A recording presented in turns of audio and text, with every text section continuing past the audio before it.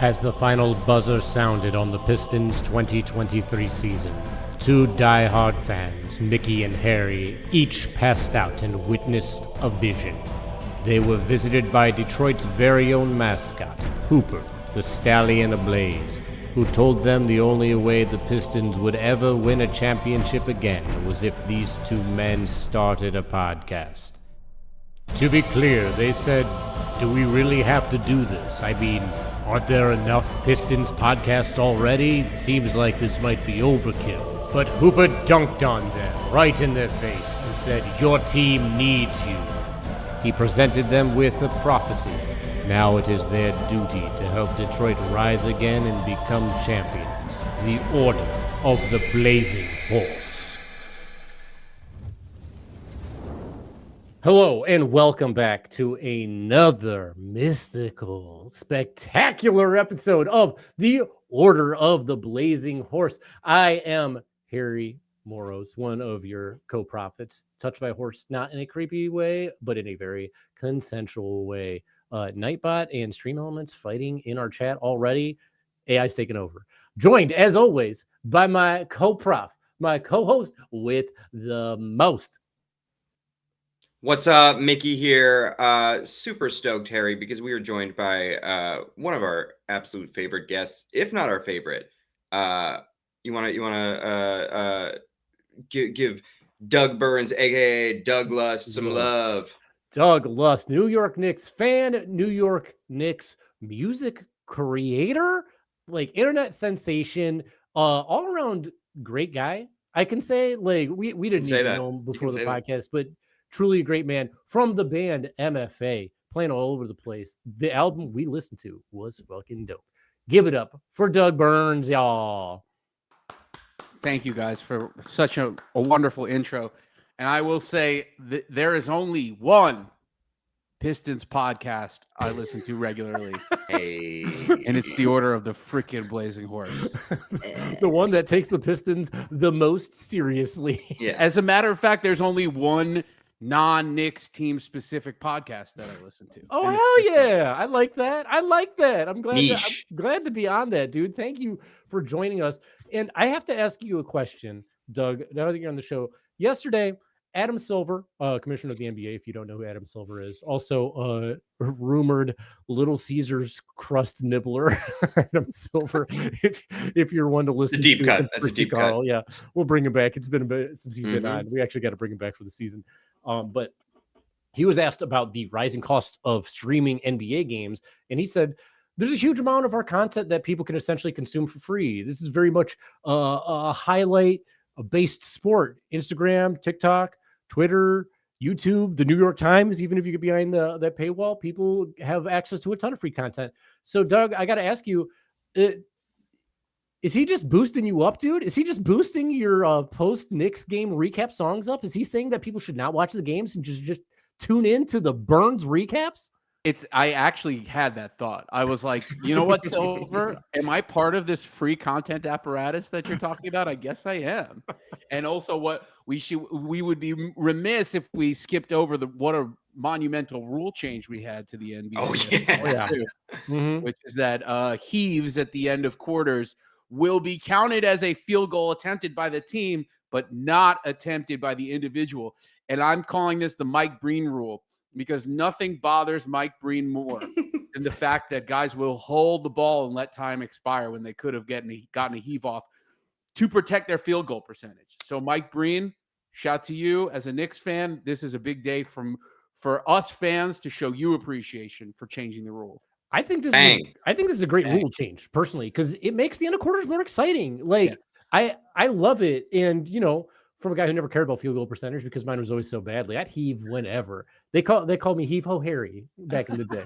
I mean, they didn't, but like they should. They easily could have. Does the make count if it goes? Does it count for the individual? I think it does. Mm-hmm. I think it does. By the way, how can you argue with that? Nothing to lose. It's like a turnover. It's like a shot clock violation right now. Like where if it's like that's a team turnover that doesn't affect your ratio. Yeah, right. I'd love to see it. It's It's exciting. And you know what? That's only going to boost Nikola Jokic's percentage up because he does heave and he still has crazy high percentages.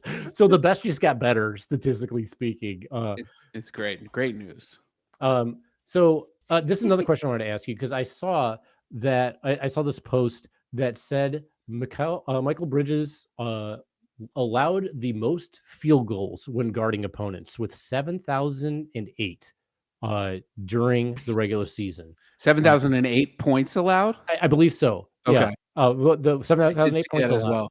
And the next person down is like significantly lower. It's not, if I remember right, it's not crazy much different, but it is a significant amount different. And I wanted to ask you, is it wild that Cade Cunningham is responsible for 5,000 of those points? With great power comes great responsibility. And Mikal Bridges, again, I'll defend this guy as long as I have breath in my lungs. He is asked to guard the best backcourt player. Yeah. And he's asked to defend the backcourt with Jalen Brunson as the other person defending the backcourt. Yeah. So I think this stat is skewed and should not be interpreted as Mikal Bridges is a bad defender. Because that's not a genuine, that's not in good faith, if that's your reaction. No, I agree. I just wanted to, I wanted to jab at you a little troll. bit, He just wanted to troll. I wanted to troll a little bit. Yeah. Well, it's hot right now. Yeah. And well, I think, listen, if Cade Cunningham had scored 4 more points than he did, maybe we'd be having a different conversation right now. That's also true. Very much there. We haven't even talked to you post that series. So why don't you tell us about how you felt as like a Knicks fan post this run? I feel like the team is in a really good place, really good position. I thought our series was it was a Gilgamesh. It was an epic. It was just 2 teams with different styles going punch for punch. And I really thought that Jalen Brunson shot was one of the most significant shots that we've had in our franchise history. It was just a nasty move and a huge clutch hit. And that was just really special to witness. And beating the Celtics was an incredible proof of concept for the roster, I thought. It was a huge step forward. Obviously, the Tatum injury happens and skews how some people look at that series. But I think the Knicks won that series in games 1 and 2. 100% agree. Yeah. And Mikal Bridges' redemption there for all the silence the haters. Yeah, he's phenomenal. I thought he played well all playoffs, to be quite frank. Like he's a good player. I know that I teased that he wasn't, but like you said, he has a lot to do.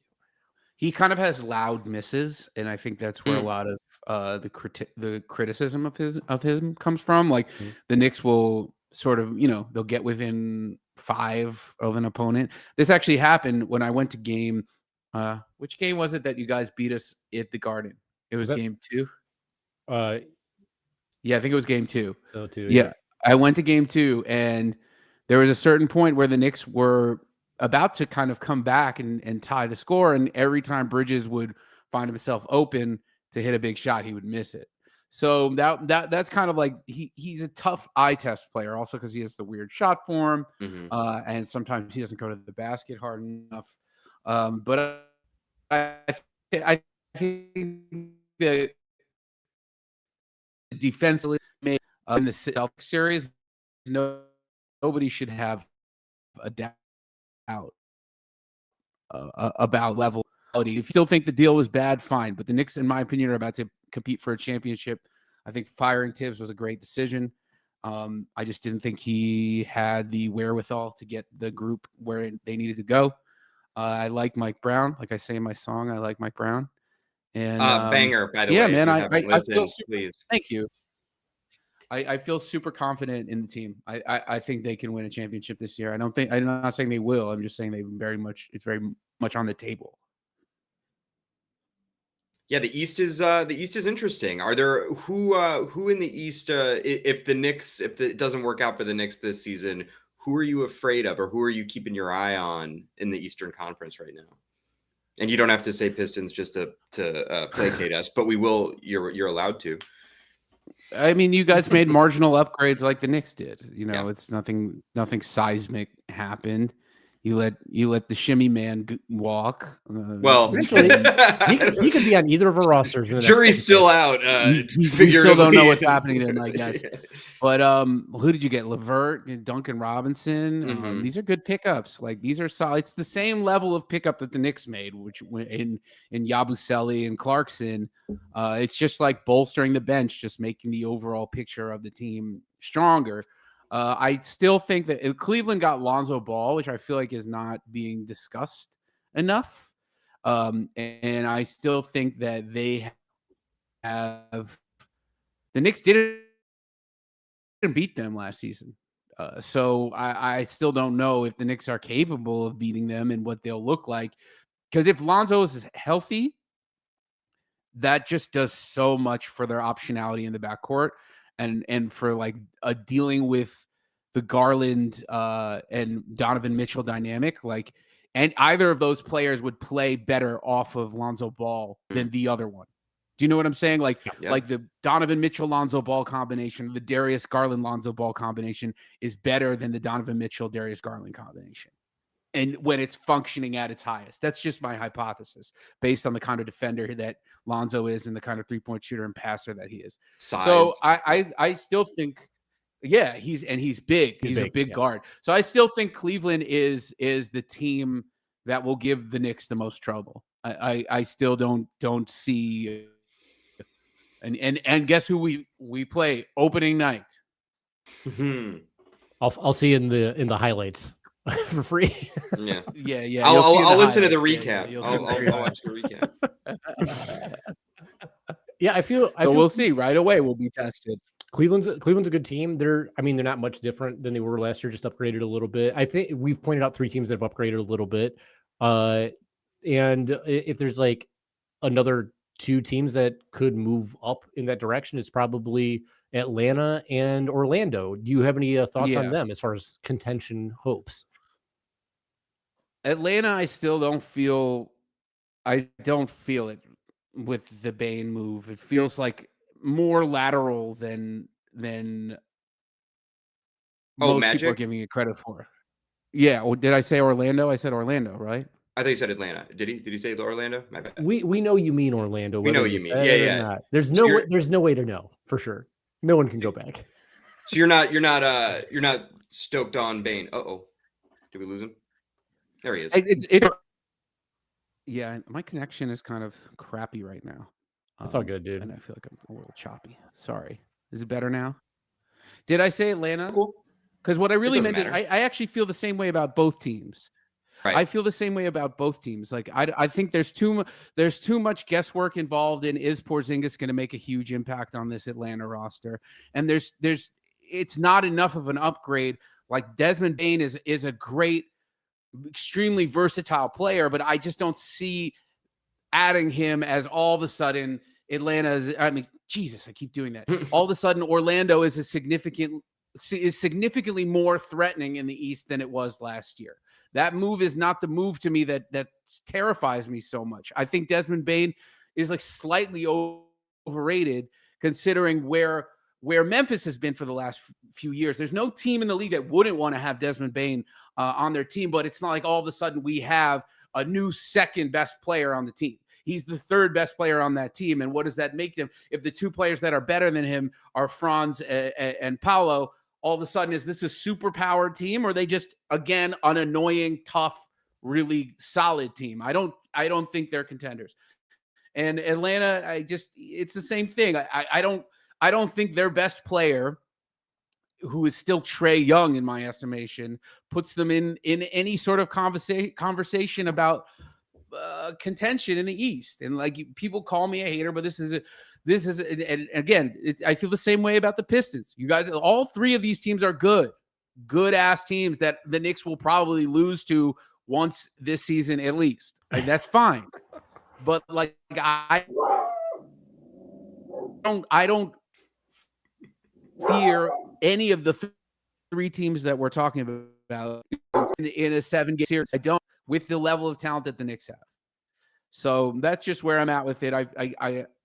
It feels like it's been forever since I've seen NBA basketball, and like I don't even know what it looks like right now. But yeah, I mean, other than what we saw in Eddie. In my estimation, the Knicks are the best team in the East. The Knicks are the best team in the East. Period. Book it.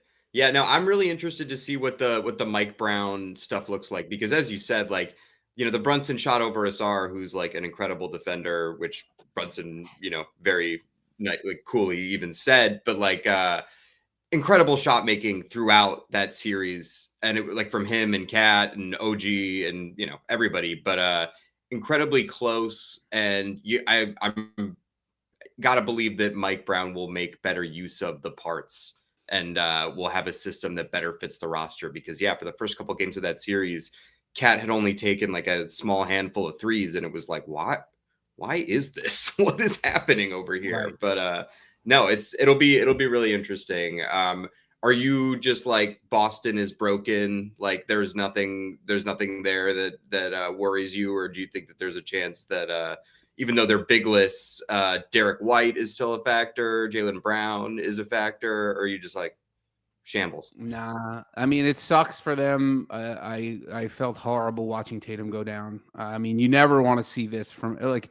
It's the same feeling when Halliburton went down in Game 7. I mean, that's crazy. That's so sad. So bad. To lose your best player in Game 7 of the finals. It's crazy.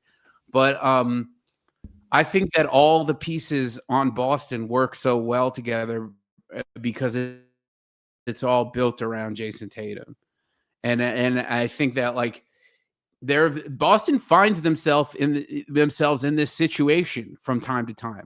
Like they find themselves, they lose a player, and then they have the remnants of the team that's built around that player. Like that's how sort of the Isaiah Thomas like rise happened, because there was a vacuum and like who's the leader of this team until they drafted Tatum and he developed. So I think that missing Tatum, Porzingis, that experiment is finished. There's just not enough offense to me. They're still going to be a tough rebounding and tough defensive team. And they still have their Celtics winning culture and DNA that doesn't change, but there's just not enough scoring talent there, in my opinion, for them to be a serious threat. Are you saying you're not afraid of a 6 man of the year plus minus all-star Peyton Pritchard? Well, that's again, it all comes back to the same issue. Who is Peyton Pritchard if he's not coming in to score for 4 minutes while Jason Tatum gets a rest? I don't know what this team is supposed to be. Is it Jaylen Brown is the 1A of this squad now? That doesn't sound like a recipe for a tremendous amount of success. And again, it's still a good, tough team, but I don't know. I feel confident in the Knicks as the Eastern Conference power. And I'm not saying that I still think the Thunder are better than the Knicks for sure. And the road ends there.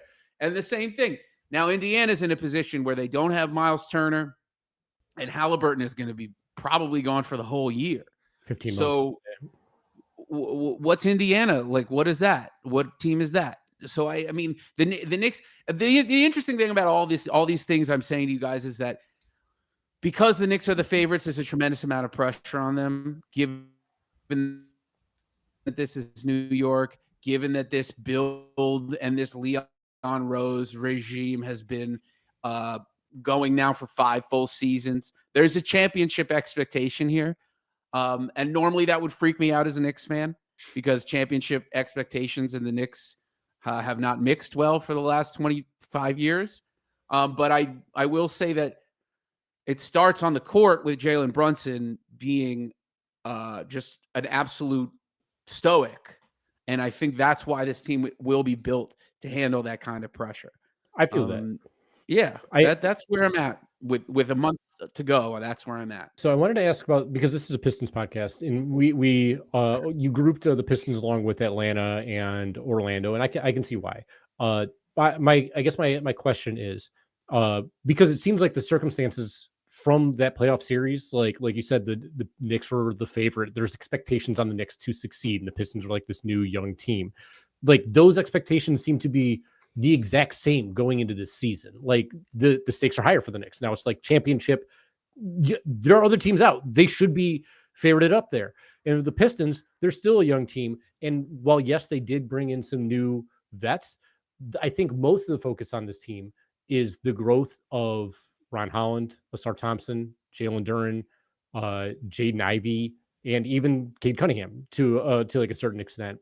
So like this youth movement going forward, and seeing as those two teams were so close in the playoffs, do you really think that the disparity between the new coach and the vet upgrades on the Knicks outweighed that vastly the upgrades that the Pistons have with their new vets and the potential rise of their young talent? I think it's they both improved the proportional same amount. So I still find the Knicks to be a better overall unit. And I also Detroit still doesn't have the one killer, the one end of game killer. Can Cade turn into that this year? Maybe he can. He just didn't do it against the Knicks, like plain and simple in that series. He didn't do it. He didn't do it enough. And this is just a fair level. I'm not even trying to be a homer. It's a very valid assessment. They're a dynamic team and I think they're really good. I just don't see the changes as enough. The changes are just not enough. Like Duncan Robinson is up and down. Just, I think maybe is he a more consistent shooter than Beasley? Yeah, sure. Is LeVert an upgrade over Tim Hardaway Jr.? Or what role does LeVert play? Is that kind of Schroeder THJ combo? I would say that's sort of the gap that he'd be filling. So I'm just, it's not a disrespect. Your front office was explicitly like, we are not going for it now. Like we are just tending to our garden and growing with the great core that we have. And you got by those all heirloom accounts, players. You have heirloom players, exactly, like farm to table players. Farm to table players. Beef stew loves that. Those bulging tomatoes. That's Jalen Duren. Just rippling, gorgeous. Incredible. Look, before the Knicks hit on the players that they hit on in terms of free agent signings, particularly Brunson, like before the Knicks hit the gas on this thing that they're doing, 5 years ago, I would have been like, let's build a team the way that the Pistons are building this team right now. As a fan, that's what I want, because I want sustainability. I want to be able to look to a team to grow together. That's what I think is different in the NBA than other sports too. It's like, because that 5-man unit and the way they work together and the way they fit together is such a key part of a team's identity. If you have the same group of young players, it worked for the Thunder. There's infinite potential.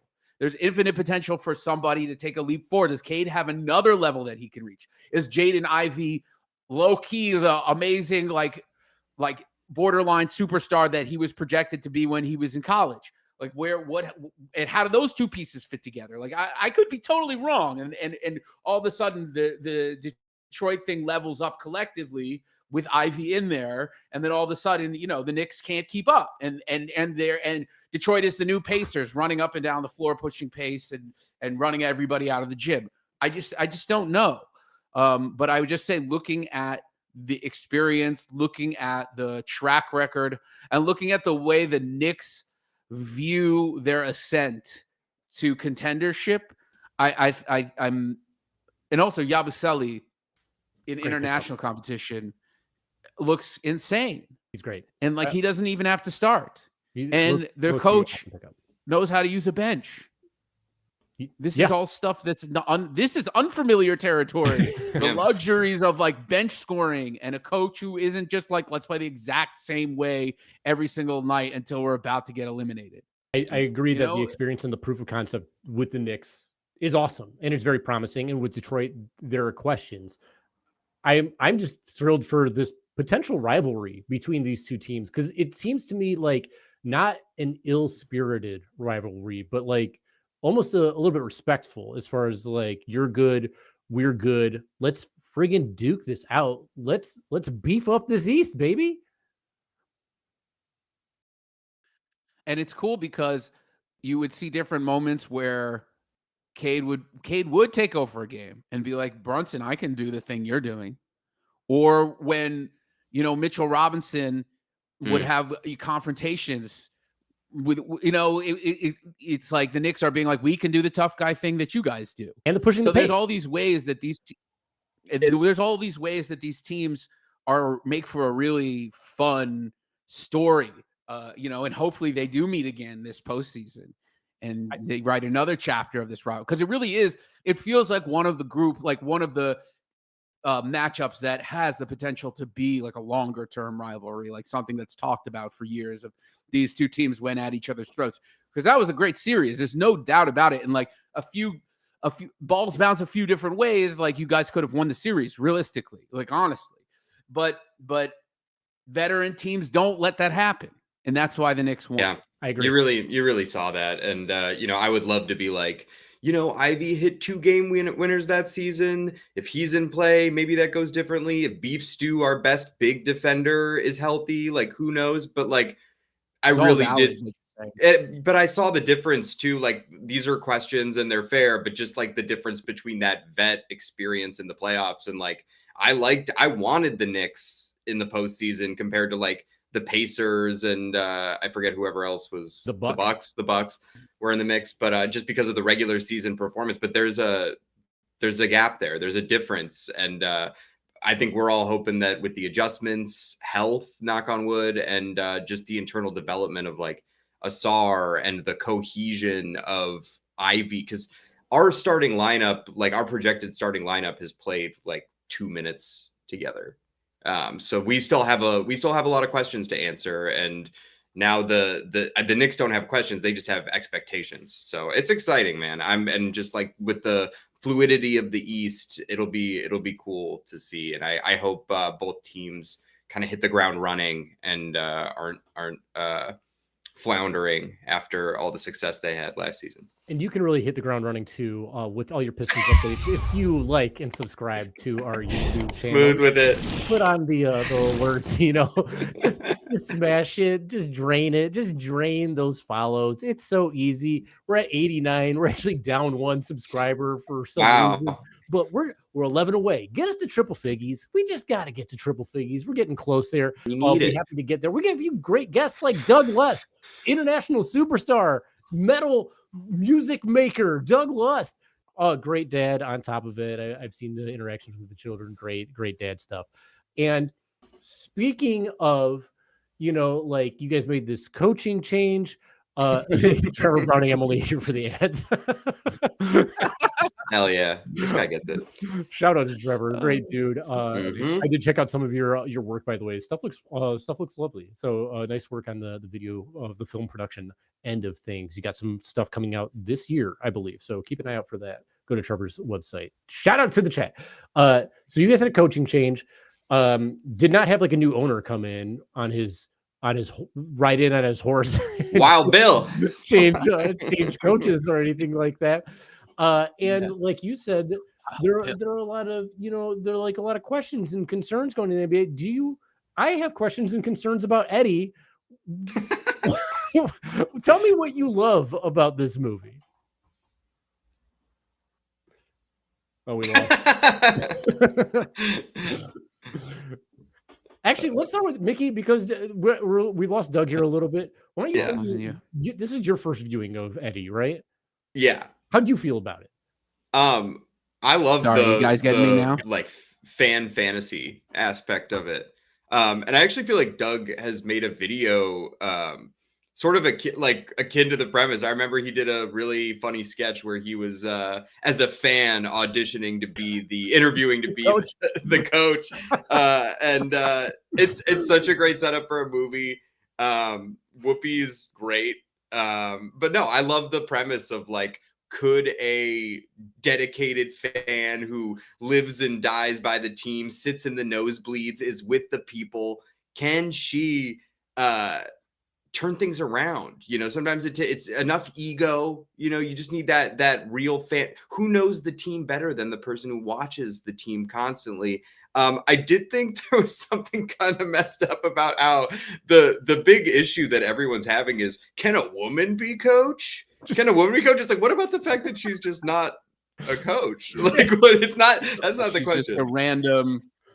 Well, she is a coach. So Right. Don't forget. Right. That's right. Experience coaching. Right. I also like that. Son. It's just like the community center. I don't know. I couldn't really follow that aside. Like a community team. It's just one shot, right? And I love that the women issue is an issue, yet the team, she keeps calling the team girls, just like compounding the issue on top of it. Oh my God. Okay. You're all right, girls, line up. There were some wild. There were two particular aspects of that movie that I don't think if it were made today, I don't. One walks into the locker room and she laughs at one of the players having a small penis. Like a pimple on I was side. like, this is crazy. This is sexual harassment. Like being sexually harassed by your coach is not a laughing matter. So that was interesting. That's locker room talk. But it's locker room talk. It was literally exactly. Whoopsie. But so this is we texted what's a movie we could talk about together, because you guys are doing your series on different hoop movies, and I was like, well, it's got to be Eddie, because this is the closest I've ever actually gotten in my lifetime to the Knicks winning a championship is what happens in Eddie, and they don't even win the championship in that movie. You don't even know what happens in the playoffs, because it just ends when they make the playoffs. But there's a counterpoint from the opening. What about go ahead. What about How to Lose a Guy in 10 Days? That's a really good counterpoint that I didn't even think about. So maybe we can do we do another episode just because it has like 3 scenes where they're at basketball games? I'm super in. Sold. I'm super down, yeah. But what an absurd, it's a crazy movie. And what's also funny to me is like you hear there was no Twitter at this time. So the only real way to directly make your opinion known to players and coaches was to go to the arena and scream at them. And imagine if Eddie had a Twitter account. This was something I was thinking the entire movie. There's so much about this movie that I love. Like it opens on this. You're gonna make Eddie X, dude. Eddie. It opens with this incredible on today, September the 11th. It's a big day. A significant day for us in New York City. It opens, and I'm sorry to like take the podcast there for a second, but we open with a flyover of New York City with this incredible, which includes a shot of the Twin Towers, incredible fly over the city, great Coolio jam, and a remake of Lakeside's All the Way Live, made by Coolio. That is like, I've been searching for the high of seeing that opening shot with that song playing since 1996, since I went to see it in theaters. Because I'm like, this is 90s New York City. It was a golden era. Like it was a crazy era to be a kid and a Knicks fan. And it's all like laid out for you in the opening sequence. And then it turns out, I guess she works as a dispatch for a taxi company. Limos, right? And instead of watching for a limo. That's right. Oh, and that's right. Okay, yeah. There are all these sort of like threads in the movie that I don't want to like jump all over the place, but like also the fact that they called Mark Jackson's character Preach. I know Mark Jackson, the real person, is a religious guy, and I'm like, was there a scene where Mark Jackson leads the team in prayer? And they just cut it from the movie or something? Because why do they keep calling him that? Like, there's no explanation. I think there was one scene where he's suspend your disbelief for this movie. You have to. Okay. One, because all the players on other NBA teams are actual NBA players with actual NBA names. On the Knicks, actual NBA players, for the most part, a couple of actors with fake names. And then there are actual Knicks players later on who are just street ballers. I believe John Starks is in this movie. That's my favorite thing. So let's talk about the late great New York City basketball legend Malik Sealy. Plays Stacey Pat, the third person. Tremendous name for a character, first of all. Mm-hmm. And Stacey Patton is he only speaks in the third person. He's the superstar of the Knicks, who for the first, by the way, hour and 20 minutes of this movie does not make a basket. No. He misses and turns the ball over every single time. So many blocks. Mm-hmm. So I'm kind of like, when was he a star? Where was he a star? And also, he's young. So was he a star? Like, what's going on with Stacey Patton? Also, and Malik Sealy inhabits this character like incredibly. Like I would say, like maybe the best acting performance of the movie is Malik Sealy. And then I'm just gonna go through this one scene that you were referencing. Greg, I love the meta weird flip reverse thing. So Stacey Patton's in his limousine, in his all black Armani suit, and the limousine's supposed to be taking him to practice, I guess, at the Garden. But they just take him to the cage on West 4th Street instead because Eddie has orchestrated a situation where where Stacey Patton's going to learn how to he's going to have a come to Jesus, I want this team to win moment. So what he ends up doing is he hops out of the car at the cage, and it's Herb Williams, Nick Legend Herb Williams, John Starks, Anthony Mason, and Gary Payton playing pickup. And then the way this scene resolves is that nameless street baller character played by Gary Payton plays Stacey Patton, Malik Sealy, one-on-one and almost beats him. And that's what happens, is that Stacey Patton has to win a game of one-on-one at West 4th Street against fake Gary Payton, who's actually real Gary Payton, to realize how he can help the team. To pass the ball. What a to play journey of the one-on-one, to mind. learn how to pass the ball. And that's even the kicker of it. Is that he learns to pass the ball by winning a one-on-one game. Here's my incredible. I want to touch on a couple things here. With the Coolio song, we talked about Frank Langella in the middle of the season. No, I'm sorry. We'll get to Wild Bill Burgess, but what about the Coolio song? I would love nothing more. When the Coolio song hit, I was like, we're off to a great start. I even said to my wife, I was like, this is a great start because I messed with this song. As the movie progressed, and I don't mean to like shatter your dreams or anything, but I did not care very much for this movie overall because she didn't do anything. Like as a coach, like I thought like, oh, she was gonna be like, oh, I understand this team. I know what you need to do. I'm gonna teach you how to do this stuff. Tell me when she did it, because she didn't do it. She didn't do it with Sealy. Like she didn't teach him anything. She's got his mom there. She didn't really do it with Rick Fox. By the way, back Rick Fox movies. All this stuff, John Sally said. He's the one who did this. He's the one who turned the team around when he came off the bench for that's right for Malik Sealy for the first time all season. Yeah, for the first time all season, he sat on the bench. Like, well, I think what you're pointing to right now, what you're pointing to right now, is that Dennis Farina was a fucking disaster. He was Tibbs, dude. It was an absolute monstrosity of a coach. Did everything wrong. All it took was Eddie to have one walkthrough of the private plane, telling everybody what they're doing wrong, including Yvonne not playing defense. Which is no offense. No, by the way, she gave the worst suggestion for defense. For defense, don't move your feet.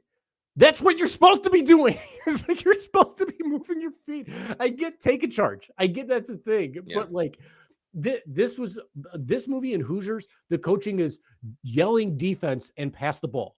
And those drove me crazy in both movies because I'm like, you got to know more basketball than this to make a basketball movie. But I digress. So let's get. It's about egos, Harry. It's about. It's not about. This isn't an X's and O's kind of movie. Okay, the team belongs to the fans. It belongs to New York. We never solved the rebounder rapper problem. When was that resolved? What was the solution there? I wanted solutions out of this movie. I just felt like let's go ahead. There's a lot of stuff. No, there are a lot of elements that get unresolved. Also, well, I don't even know where to start, honestly. There's so many, like the Rick Fox storyline. I actually misremembered it when I spoke to you guys. I remembered it as actually Rick Fox was Eddie's love interest, but I was wrong. Mm-hmm. The key to Rick Fox playing well was resolving his marital issues. Yes. And Eddie, in the interest of like basically facilitating reuniting Rick Fox with his wife, she breaks into his hotel room and hides under his bed. Mm-hmm. And then Rick Fox comes in with his wife and is about to like sleep with his wife on top of Whoopi Goldberg's head. And then Whoopi Goldberg pops out from underneath the bed. And immediately Rick Fox understands exactly what's going on. and he's not worried about it at all. He's not stressed that his coach broke into his room. The same coach, by the way, who's leering at her players' genitals in the locker room. Making fun of his dick. Not worried at all. So they're just so much remarkable about it. We haven't even gotten to the sort of overall driving plot point. This is sort of an anti-capitalist movie in a funny way. Yes. Because critical ability. Wild Bill Burgess, played by Frank Langella, he comes in like with sort of a snake oil salesman vibe, buys the team when they're on a 17-game losing streak. In the middle of the season, this sale goes through. And then he facilitates the whole situation with Eddie becoming the coach, which is, respect to him for taking a chance. But then all of a sudden, his big nefarious windfall that he's going to experience after like 3 weeks of owning the team, he's going to consummate the next deal, is he's going to sell it to some business owners and move the team to St. Louis. And this is all going to be consummated before the regular season's even over. So preposterous. It's insane. And it's also insane that the way it's resolved is Eddie calls him out in front of the fan base, causing him to come down there and be like, I'm not selling the team. And everyone's like, yeah. And that's the end of the movie.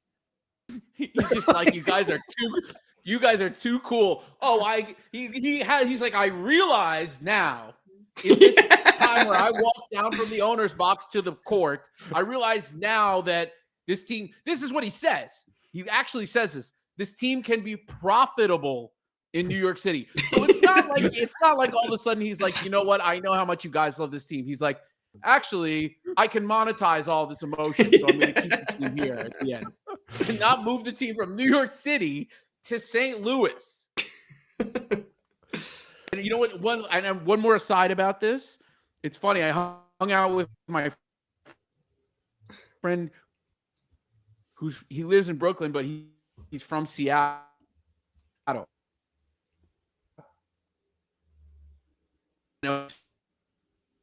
Him about this movie was like, isn't it interesting from New York and ever say ever, man? Live Dramonics moving from Seattle to Oklahoma City. Doug, I got to be honest with you. Missed all that. Mickey and I don't know anything about your friend in Seattle. It all cut out. So we don't know. Oh my God. Okay, so tell us this. Real quick, one more time. One more time. Just like that whole bit. Just that. All right. Sorry. Take two. So I hung out with my friend the day after I watched the movie. I hung out with my friend from Seattle, and I was like, "Oh, it's so absurd, the idea that a team would move from a city like New York to St. Louis. That was the most unbelievable part of the movie." And he was like, "Yeah, it's unbelievable till it happens to you." Seattle to Oklahoma City. Yeah. The Sonics. Exactly. It is. Well, great. if only Whoopi had given a speech that made him realize that Seattle could be profitable. That's all it takes. She had been in the arena the day, because you decide in the arena during the season that you're going to move the team just on during a random game. That's how that usually works. It's absolutely outrageous movie. I do want to shout out Greg Oostertag for his comedy chops. I thought he was pretty funny in the movie. Oh, great. On the bench. I can't help it. Great. I'm white. Very weird for him to say. So a bit to wrap up the Eddie thing. I think if you guys can we all give the best roast that Eddie gave during the movie? Oh God. If I'm putting you on the spot, that's all right. I don't know if I remember, but I do. I'd known that 4. That's like her character's whole thing is that she's like kind of a trash talker to people, right? And I thought that was funny because I think her number one that was it. The number one roast is That Dennis was really Rodman. good. You got bad hair. And put your earrings in. You look naked out there. Sorry, it's coming back to me now. I like when she roasted the ref. I like when she got the ref with the toupee. That was pretty good. That was a good gag. I like that. I like that gag. I love a toupee gag. I love a physical gag like that. Has Richard Jenkins always been 60 years old? I feel like the Jank man, who's great in this, by the way, as the broken assistant coach who's resigned. But yeah, he's just always kind of looked like that. Yeah, I like the movie's 30 years old, and when I saw him, I was like, "Oh, that's somebody who looks like Richard Jenkins," because Richard Jenkins looks like that now.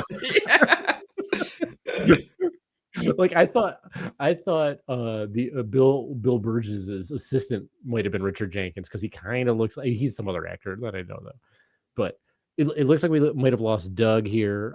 No worries. She took offense to me not liking. I see him in the. Oh, he's in the control room. He's in the thing. I just don't see him. I hear him. I see him. Let me. It's okay. We'll troubleshoot. And while Harry troubleshoots, I'll talk about the little cameo of Wendell Pierce, Bunk from The Wire, as in the video footage. Is that her late husband?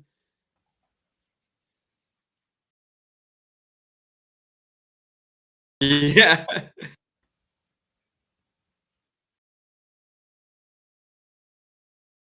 Yeah. Yeah, I was just yeah, I was just half expecting him in the video footage to just go shit. Oh, I had the same. Yep. Always a cop. Wendell Pierce is always a cop. got to be that guy, man. Mm-hmm. All right.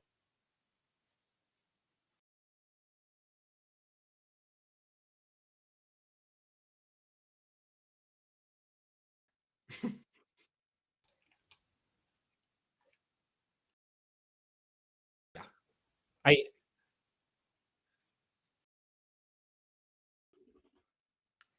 So Doug bringing up the Donald Trump cameo, that's the one cameo I wanted to mention. I hated seeing him in the movie. I hate it. And I get that that's like why or whatever.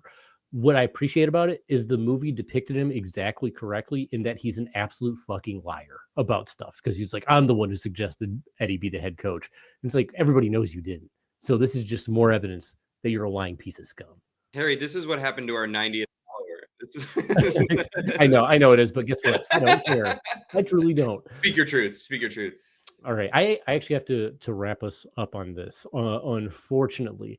But the Eddie was a fun movie. It was one I'd never seen before. There were silly moments in the whole thing, and I'm glad we got to watch it. I'm happy we had Doug Berns on our show. We'll have him back again, probably to do the 10 things I hate, not 10 things I hate about you, but how to lose a guy in 10 days. Talk more about the Knicks in that regard. It's in the pantheon. Fun stuff. But that's been our show this week. Next week we're gonna have Mike Benner on. He is a writer and I dare I say director. Mike, I'll have to get your clue on that. We're watching the movie Hustle about Adam Sandler and Juancho Hernangomez and the Philadelphia 76ers. We'll talk more Pistons because there's gonna be more Pistons news, as we all know. But Doug, do you have anything that you want us to plug while you're here?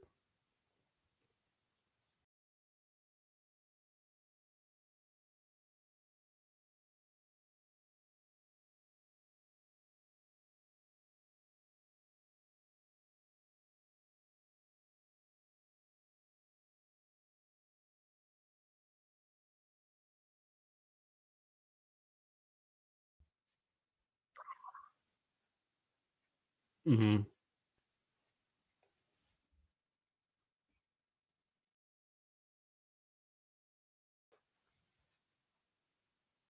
I'm going to repeat that just so like our listeners can hear. I'm not sure going through the broadcast, but Doug Lust on all the socials. He's going to be back next season doing all the game recaps. And he just released a cover of one of his favorite video game songs from Street of Rage 2. Is that right? What's the name of the song again? Go Straight. Go Straight. From Street of Rage 2, Go Straight. You can find him on Spotify at Doug Lust. Give him a follow all his stuff. Mickey, you got anything else before we head out? I don't. This was a blast. The movie was really fun. I love the spectrum of Hoop movies that we're covering. It's all over the place. Fun stuff. But with that, we're going to end the show the way we always do by saying the acronym OOBH, because that's how a horse would say it. I've been Harry. And I'm Mickey.